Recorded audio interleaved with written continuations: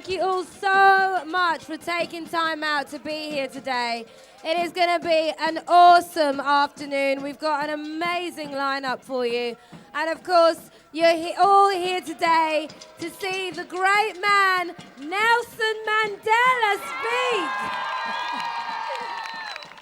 We are minutes away from seeing Nelson, But of course, we mustn't forget that today we are here to try and make poverty history. We're here for the 30,000 children who die each day because of poverty. And we're here because we are going to do something about it, aren't we, everyone? Exactly. So thank you so much for taking time out. To tell you a bit about Make Poverty History, it is a coalition. It's a coalition of some fantastic charities, and I'm sure some of you are part of them. Of course, Oxfam is involved, Christian Aid. Oh, we've got a few Christian Aiders over there. Cathod. Trade unions. Any trade unions here? Oh, maybe, not too many. Well, to tell you a bit about Make Poverty History, I'd like to welcome to the stage one of the coordinators. Can you please put your hands together for Adrian Lovett from Oxfam? Big round of applause, everyone.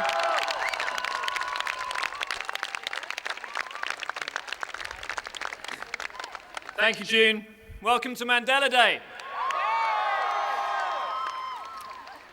I got out of a taxi about 3 hours ago, quite excited because these are the days of political leaks, and I found on the seat of the taxi a pile of papers. Got pretty excited because it said on the front, G7 finance ministers communique. I thought, blimey, it's already been written. This is how they do it, you see. They write the communique and then they have the meeting. But I had a look down and it said, we agree to cancel the unpayable debts of the poorest countries. It says, we agree to deliver trade justice. And it says, we promise more and better aid. And then just in small print at the bottom it says, Carling don't write G7 communiques, but if they did, they'd probably be the best communiques in the world. But this coalition is serious, and this campaign is going to win. But first we need to be clear about the challenge to overcome. 5 years ago, world leaders committed to halving poverty by the year 2015. 5 years on, they're failing on that promise. And they will continue to fail unless they fundamentally change their ways. But they won't change unless we tell them to, starting today. This year can be the story of a great generation of leaders and people that recognized their responsibility, that seized their own power and transformed the world. Or it can be a year in which the great generation looked at the face of poverty and injustice, looked it in the eye, and looked away, walked away, and walked away this time without the excuse that we didn't know what was going on. A year of historic breakthrough, or a year of criminal neglect. Because this year we have everything to win and everything to lose. The lost security and dignity of an African family in dire poverty, among the 250 million more living on less than $1 a day by 2015 if we don't act. The lost life chances of a child, one of the 97 million who will still be out of school by 2015 if we do not act. The lost lives of the unluckiest children among the 45 million more who will die before 2015 if we don't act. So this isn't just a nice thing to do with our time in 2005. This is about life and death. It's not about right and left, it's about right and wrong. It's not about charity, it's about justice. It's about people who walk tall despite adversity, and who ask us to stand shoulder to shoulder with them in solidarity. This is a big coalition, maybe the biggest ever assembled in the cause of global justice. And we're proud that within that coalition there are different perspectives. But that doesn't stop us pointing out some fundamental realities on which we all agree, even when they make uncomfortable listening for those finance ministers meeting down the road tomorrow. Because here's what we know. That target of halving poverty by 2015 is not only achievable, it is perhaps a little modest. That free trade and fair trade are not the same thing, and free trade does not always offer the best solution in developing countries. That the common agricultural policy as currently constructed is incompatible with Europe's claim to be a friend of the world's poorest people. That rich countries in the past 4 decades have become half as generous in their aid while becoming twice as rich and that's a record of shame. That Germany, on current trends, will reach the 0.7% aid target by the year 2087, and that's unacceptable. That 70 in every 100 United States aid dollars are paid to United States companies, and that's not putting poor people first. That while countries like Zambia see life expectancy fall to 33 years and lose half the teachers they train every year to AIDS, the Global Fund for AIDS has only a quarter of what it needs in 2005, and that's a scandal. And the British government, despite its rhetoric and its leadership in some areas, still expects poor countries to sign up to economic programs that are outdated, unjust, inappropriate, one-size-fits-all, and anti-democratic. And that's got to stop.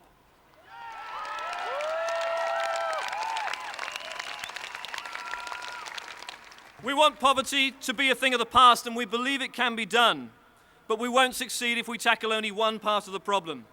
The injustice of current trade rules, the burden of debt, and the poor quality and quantity of aid all need to be fixed. This is not a menu where you can pick and choose. You have to be serious about the whole package. On trade, there's a story that sums it up well from Christian Aid. In Sunyani in Ghana, Agatha Yumbia struggles to support her family by selling chickens. She can no longer sell her chickens because she can't compete with the cheap, subsidized chickens imported from Europe and America. And while those European and North American products are heavily subsidized, Ghana's government can't do anything to stop those imports or to protect small farmers like Agatha because the IMF and the World Bank won't allow it. We have to end those rich countries' subsidies that leave the world's poorest farmers on the edge of survival. And we have to ensure that elected governments in poor countries have the power to act in the interests of their own people, to make trade part of the solution to overcoming poverty, not part of the problem. Debt is the unfinished business of the 20th century. In the debt crisis, we see the incredible potential for progress, but also the risk of shameful failure. From the $100 billion in debt cancellation promised 6 years ago at the G8 in Cologne, 40 billion has now been delivered. And we could show you schools that no longer charge fees and clinics that now have medicines across Africa as a result. But still, 10 out of 14 countries that have received debt relief are spending more on servicing their debt than on the health of their people. And in a continent shell-shocked by AIDS, that has to change. And that leaves aid. We need more of it, and we need it to work better. It will work better if it's focused much more on the poorest countries and supports the priorities identified by those countries, their parliaments and their people. It will work better if it doesn't come with externally imposed economic policy conditions or tied to buying goods and services in donor countries. It will work better if it's predictable and sustained over the long term. And of course it will work better if there's more of it, much more. There's a lot of pride that this country now has, at last, a firm timetable to reach the agreed aid target of 0.7% of national income.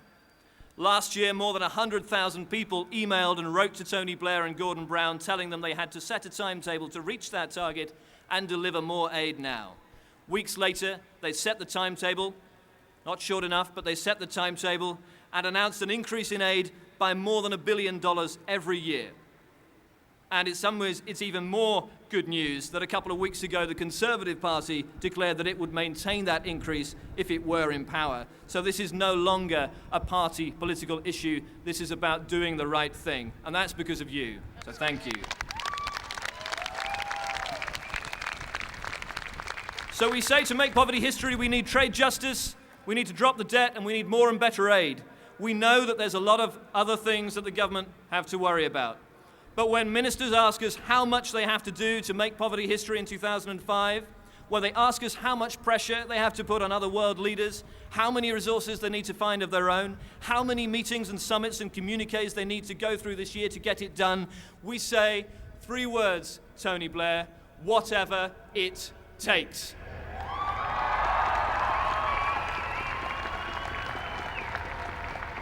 So now I'd like you to take action with me. There's about 8,000 mobile phones in this square right now. Take it out, and let's give Tony Blair a message. I'm serious. Here's what you have to do.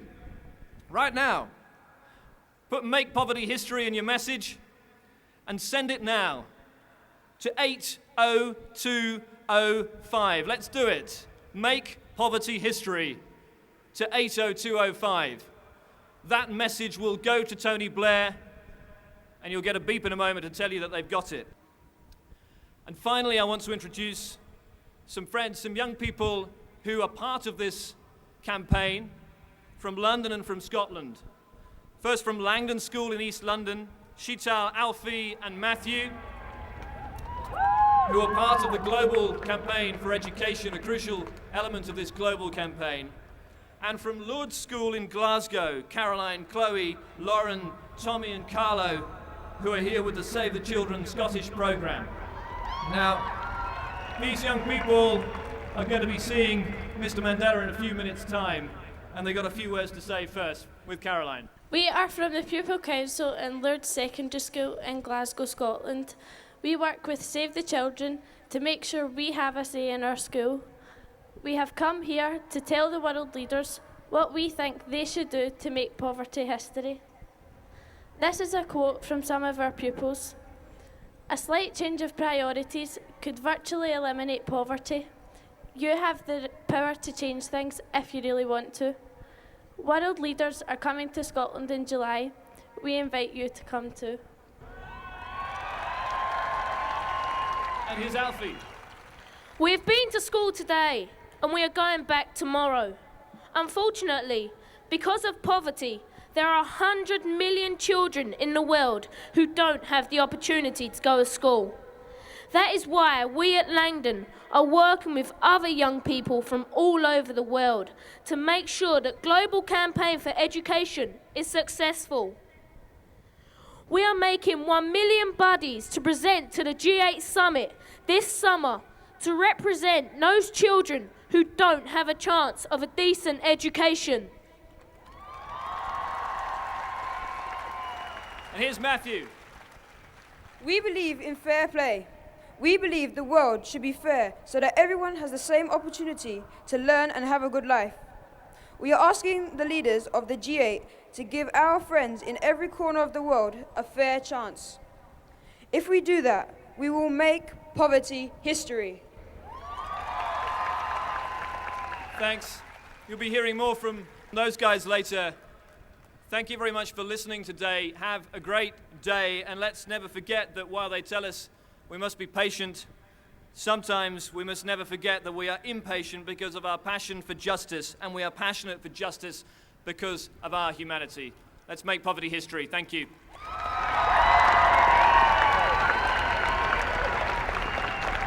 Now, the fantastic thing about Make Poverty History is, of course, it is a coalition of charities, but it's also not asking for your money, but asking for your time. We ask you to please send those texts to Tony Blair, write to Gordon Brown, put pressure on them to really put their money where their mouth is. Anyway, to tell you a little bit more about the coalition, I would like to welcome to the stage, he's from South Africa. He's the head of Civicus and the chair of the Global Call to Action Against Poverty. Can you please put your hands together for Kumi Naidoo, everyone? Thank you.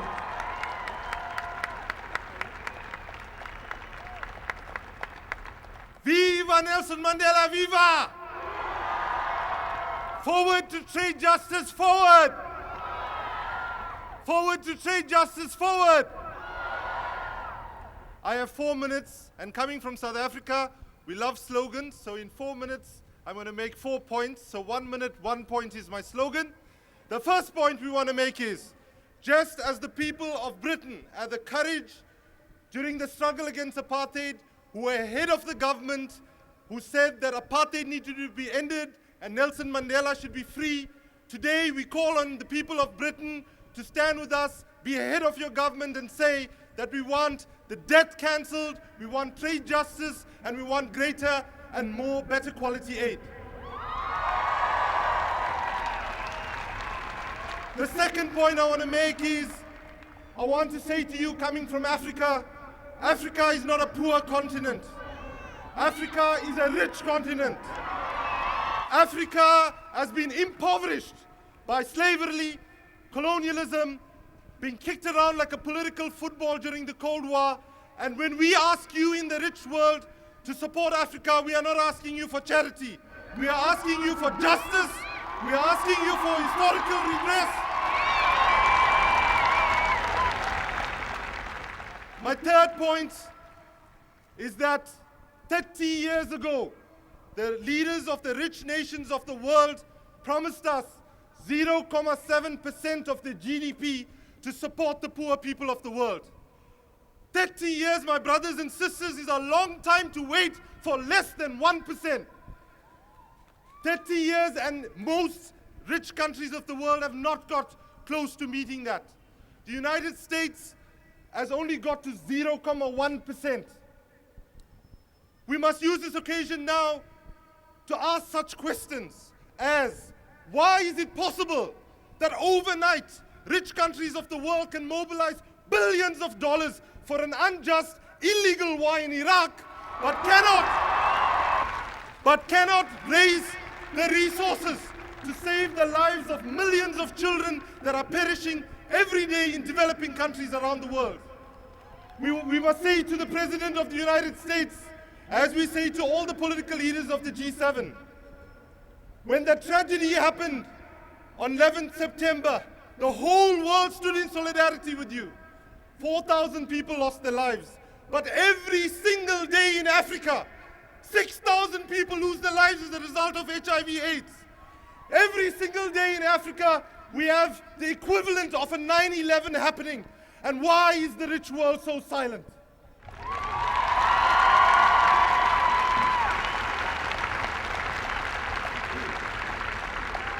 President Mandela, on July 18th, will turn 88. There's a G8 meeting, and he turns 88. And the message that we want to send to that G7 meeting, G8 meeting, is a simple one. We are not prepared to wait for 30 years. We are not prepared to wait for 27 years. We want to see justice on these issues in Nelson Mandela's lifetime. And I want to conclude with this message to each and every one of you. Firstly, thank you for being here. Thank you for showing your courage. Thank you for showing your compassion. But I want you to know that you are part of a global movement that is being organized in every single country in the world. As we speak now, the UK Make Poverty History Coalition is part of the global call to action against poverty. And this year, if we unite, people in rich countries and people in poor countries, men and women, young and old, gay and straight, workers and middle-class people, we can make a difference this year, but we are going to need your input, your energy, and we're going to need you to be wearing white bands on all the days that we are going to be having global mobilizations next year. So my brothers and sisters, let me conclude with a simple word from Mahatma Gandhi. He said, this planet has enough to meet all of humanity's need, but not all of humanity's greed. Thank you.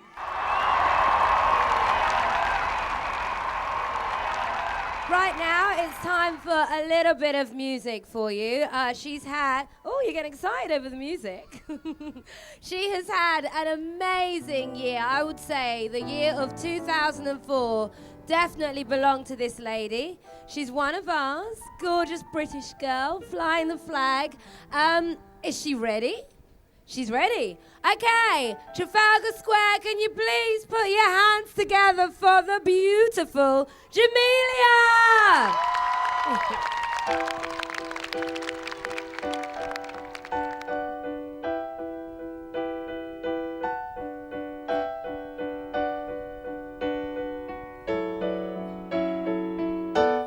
All that I have is all that you've given me.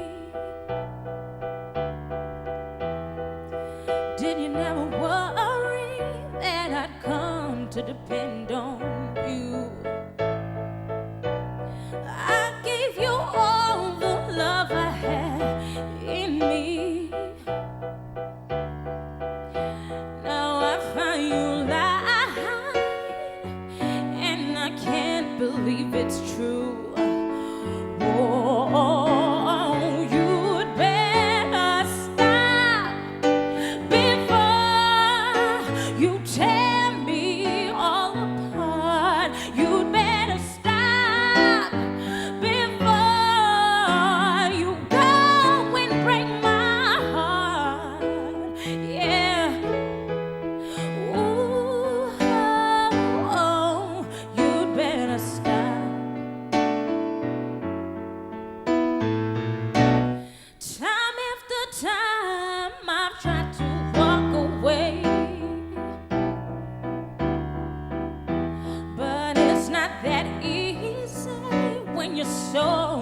torn in two.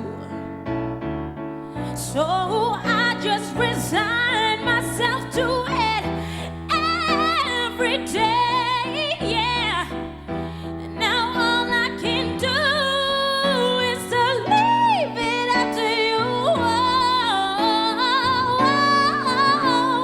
You better stop before you tear me all apart. Stop before you go and break my heart. Yeah. Ooh, oh, you'd better stop. If you love me, now's the time to be sorry. I won't believe that you'd walk out on me, baby, yeah, yeah. Woo!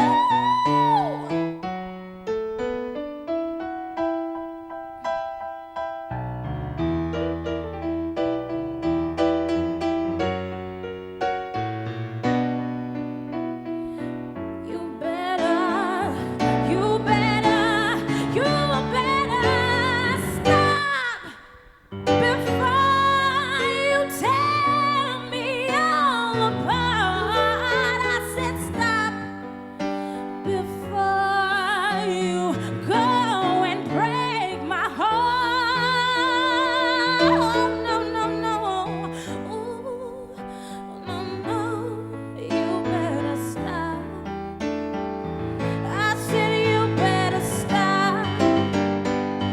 Please, you better stop, stop. You better stop. You better stop. You better stop. Thank you. We are moments away from seeing Nelson Mandela. Wow. Now, of course, Mr. Mandela needs no introduction, but he's going to get one anyway. And I can't think of anyone better than the person we have coming here to introduce Mr. Mandela. He single-handedly woke up a whole generation to stand up against poverty and injustice in Africa. Of course, at first, he managed to get us all to rebel against our parents, then gave us definitely the greatest rock concert of all time. He is a sir, but he's still one of us. So Trafalgar Square, can you please put your hands together for Bob Geldof?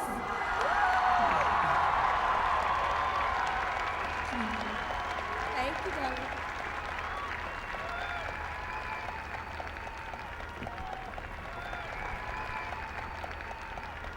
Hi. For about 1,000 years, this square has been a place where people have met to do business, to trade, to celebrate or debate, protest or revolt. From the Chartists to the suffragettes, the Band of Bombers, and memorably the anti-apartheiders, this is where England has found its voice to speak for sanity, to speak for the dignity of people, to speak for what is just. And so here we are again, speaking for sanity, for the dignity of people, and for what is just. And I last spoke in this square nearly 5 years ago. It was the end of Jubilee 2000, or at least it was supposed to be the end. And some of you were probably here then, and now you're here again. I'm here again, because the work of Jubilee 2000 is unfinished. Tomorrow, 7 men will meet not far from here, the finance ministers of the richest countries in the world. And they decide whether in this year of 2005 they want to actually change the relationship between the richest and the poorest in the world for good. They'll talk about how much that might cost. And then they'll decide whether they're prepared to pay for it. For me, this year is the 20th anniversary of Live Aid. And many, many of you were there then, at home, or at Wembley, or anywhere around the world. And its work is unfinished, so much so that over the 4 weeks of Christmas, yet again, you gave to Africa, through Band Aid, $30 million.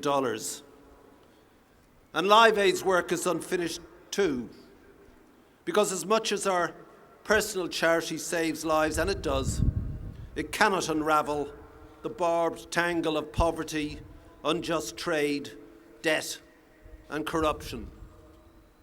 So this is the year, and this must be the year, because if it isn't this year, then when? And I am tired of the politics of being nice. I want the politics of responsibility. I am sick of standing in squares and linking arms in foreign cities, of tear gas and pop concerts and records. I am sick of this crap.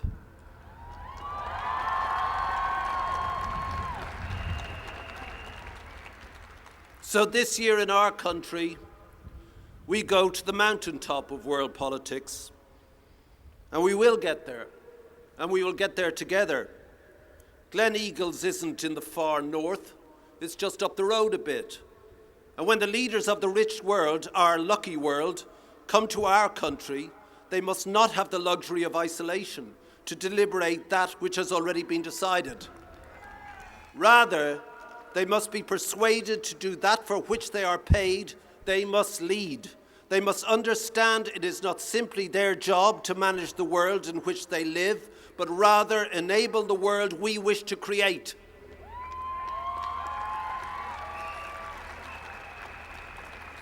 And so I say again, a living cliche, feed the world. Feed the world, still. For we starve for justice. We hunger for dignity. Feed the world, for we thirst for an end to degradation and hurt. Feed the world, for we are empty of hope and too full of despair and have nothing to nourish our dreams. There is one man, however, whose very presence nourishes dreams into waking reality, whose entire life is emblematic of dignified resistance in the name of justice, who tore down the last tyranny of the 20th century by the quiet sacrifice of his life, and who will resound in history because of his humility and the grace he showed his tormentors in his hour of victory. My friend Bono refers to him as the President of Africa. Unusually for Bono, he's pitched it too low. He has, of course, the coolest collection of shirts on the planet. But we all know, ladies and gentlemen, he is not the President of Africa. He is, in fact, the President of the world, Nelson Mandela. And the Mrs. Graça Machel.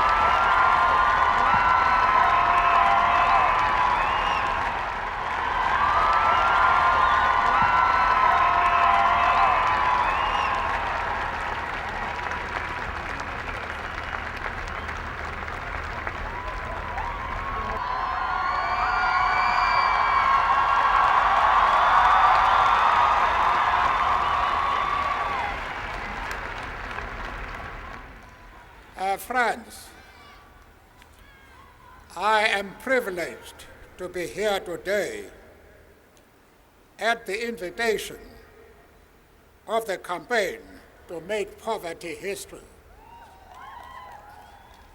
As you know, I recently formally announced my retirement from public life and should really not be here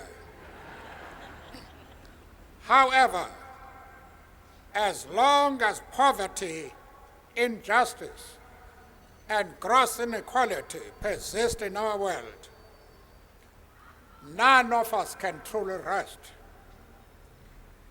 Moreover, the global campaign for action against poverty represents such a noble cause that we could not decline the invitation. Massive poverty and obscene inequality are such terrible scourges of our time, times in which the world boasts breathtaking advances in science, technology, industry, and wealth accumulation, that they have to rank alongside slavery and apartheid as social evils.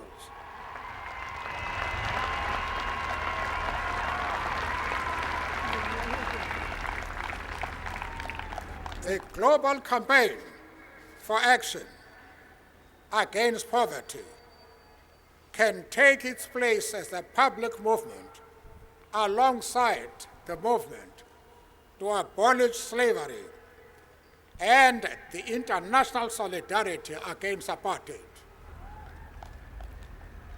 And I can never thank the people of Britain enough for their support through those days of struggle against apartheid. Many stood in solidarity with us just a few yards from this spot. Through your will and passion, you assisted in consigning that evil system forever to history. But in this new century, millions of people in the world's poorest countries remain imprisoned, enslaved, and in chains. They are trapped in the prison of poverty. It is time to set them free.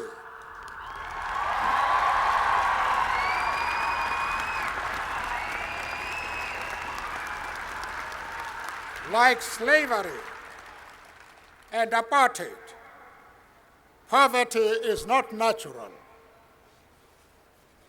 It is man-made, and it can be overcome and eradicated by the actions of human beings. And overcoming poverty is not a gesture of charity. It's the protection of a fundamental human right. The right to dignity and a decent life. While poverty persists, there is no true freedom. The steps that are needed from the developed nations are clear. The first is ensuring trade justice. I have said before that trade justice is the truly meaning way for the developed countries to show commitment to bringing about an end to global poverty.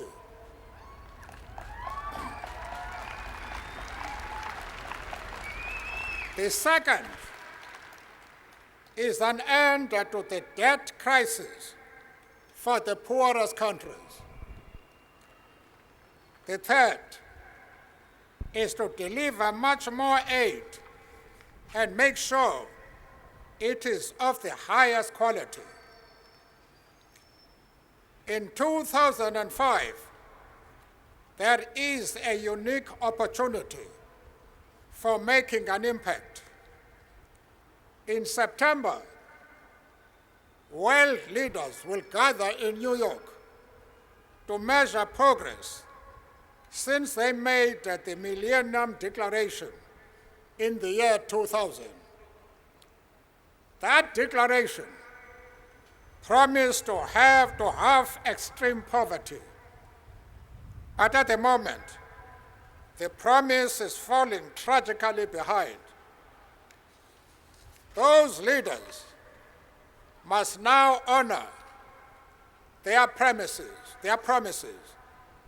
to the world's poorest citizens. Tomorrow, here in London, the G7 finance ministers can make a significant beginning. I am happy to have been invited to meet with them.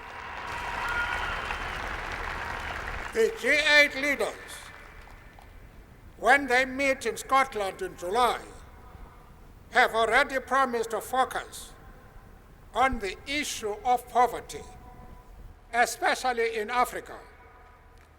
I say to all those leaders, do not look the other way. Do not hesitate. Recognize that the world is hungry for action, not words. Act with courage and vision. I am proud to wear the symbol of this global call to action in 2005.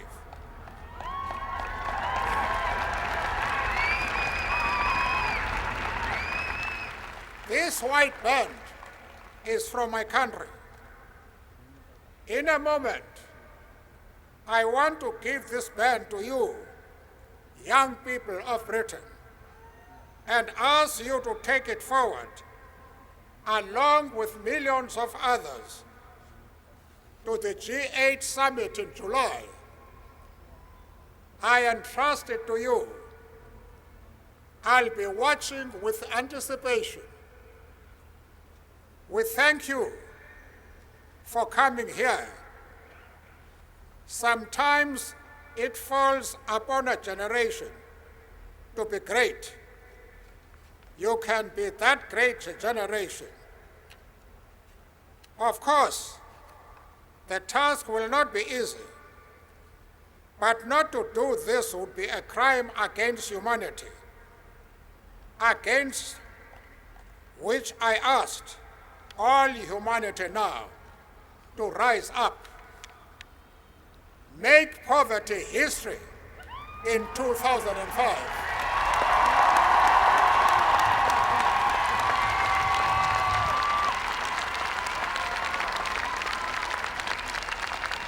Make history in 2005. Then we can all stand with our heads held high.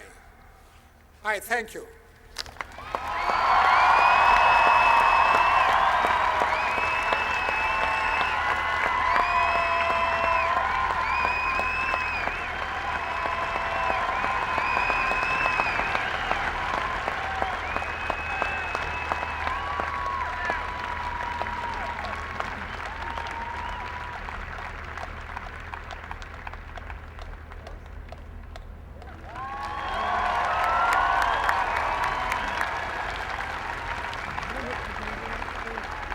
Thank you, Mr. Mandela. We'll be very proud to make sure that this white band is taken to the G8 summit so that Tony Blair and all the other world leaders remember that overcoming poverty is important to everybody, everywhere, all over the world, because we are going to make poverty history.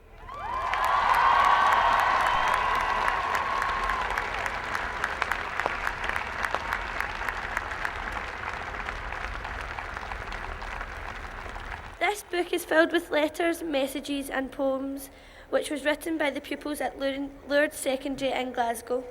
And this is our opinions about how the world leaders can make poverty history.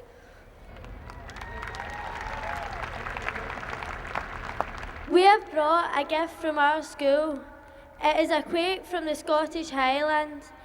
It symbolises a cup of welcome for our guests. So we would like you to have this. Inside we have engraved today's date, our school and Save the Children.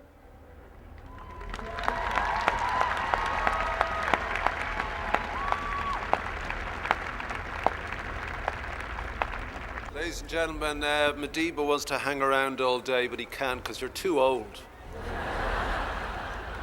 Come on, let's go. We'll go and sit down. Thank you very much, everybody. Glen Eagles!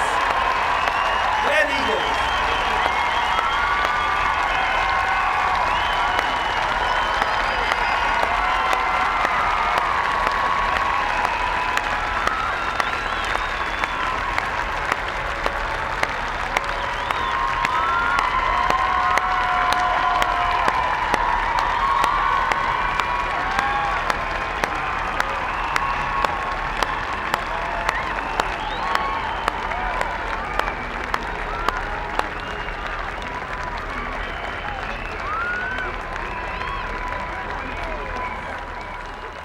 Fantastic.